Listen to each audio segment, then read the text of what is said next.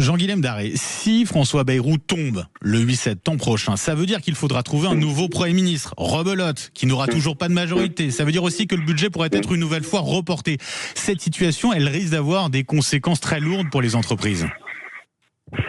Alors, ça aura des conséquences, oui, nécessairement, puisque en fait, ça aura des conséquences aussi en termes d'emprunt. Il faut savoir que si on a un déficit de confiance de la part de nos créanciers, évidemment, l'instabilité politique, l'absence de perspective, l'absence de choix forts qui pourraient être faits pour diminuer nos dépenses et nos dettes, aura un impact sur le niveau des taux d'intérêt, et donc les entreprises auront encore plus de difficultés à emprunter auprès de leurs banques. Non, c'est une situation qui n'est pas du tout favorable. Avec des risques de défaillance d'entreprise, on sait qu'elles ont augmenté ces derniers mois. Risque pour les patrons de ne plus embaucher, de ne plus investir? Alors nous, on alerte sur la situation des artisans, des commerçants, des dirigeants de TPE depuis maintenant plusieurs mois, parce que la courbe de croissance des défaillances ne cesse d'augmenter. On peut aussi y ajouter la courbe des cessations d'activité, cessation volontaire d'activité. Donc les gens qui ferment leur boutique tout simplement parce qu'ils en ont marre, ils n'arrivent plus à vivre de leur activité, ils ne savent pas comment s'en sortir, mais ils s'arrêtent avant d'être en liquidation judiciaire.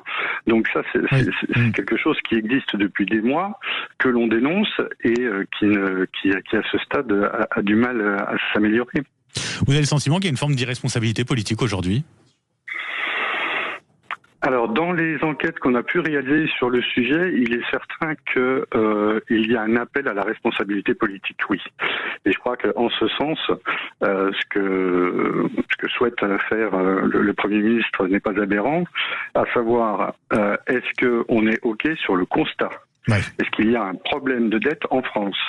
C'est oui ou c'est non ? Si c'est non, ça sera le vote de confiance le 8 septembre prochain. C'est la question qui sera posée. Oui. Tout à fait. Et si c'est oui, alors à ce moment-là, on peut travailler. On peut travailler sur des propositions. Le budget en lui-même, il l'a dit, n'est pas nécessairement de marbre. On peut le travailler. Nous, on a des propositions par rapport à ça. Donc, l'objectif, ce serait quand même d'avoir une certaine stabilité politique, même si, dans un moment de risques tels que celui évoqué par le Premier ministre, risques internationaux, risques nationaux, risques économiques. Il serait peut-être quand même bon que chacun puisse sortir de son couloir et essayer de tendre la main à l'autre pour aboutir à quelque chose de cohérent pour l'ensemble du pays. Nous, ce qu'on veut, c'est qu'il y ait une vision, en fait. Parce que même dans son discours, François Bayrou n'a pas dit où est-ce qu'il voulait aller. Réduire le déficit en soi, c'est pas une vision pour l'avenir, ça. Nous, ce qu'on voudrait, c'est quelque part une république de l'exemplarité.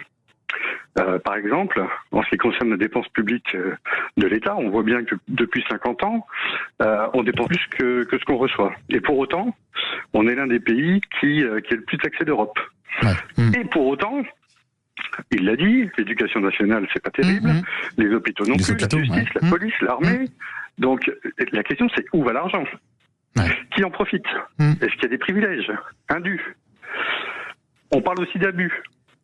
L'assurance chômage, la sécurité sociale, les prestations sociales, l'optimisation fiscale. Même chose, qui en profite ?